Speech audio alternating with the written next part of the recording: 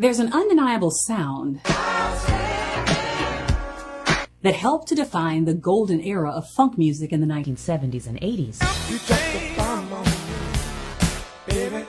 It's a sound that's often been imitated. Shake, shake, shake, shake my booty. So much so that one of the biggest hits of the modern era Uptown, funk you up. Uptown, funk you up. wouldn't exist without it.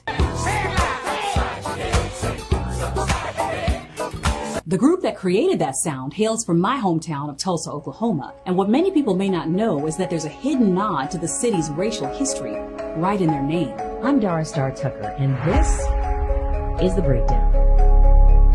By now, most of us have probably heard of Black Wall Street. It was a district on Tulsa's north side that rose up out of the ashes of one of the most violent race massacres the country has ever known.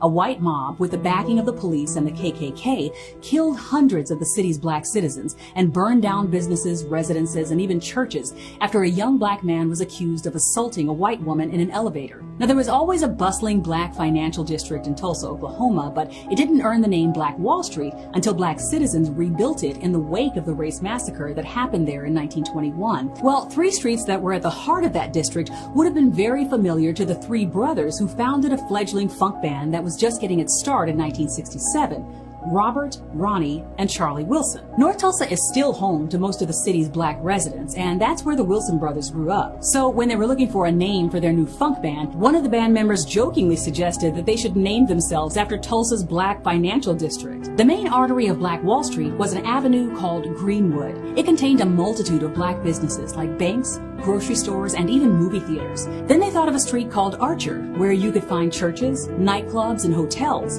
And they remembered a street called Pine that contained newspapers, real estate agents, and doctors' offices. It started out as a bit of an inside joke, but the more they used it, the more it started to stick.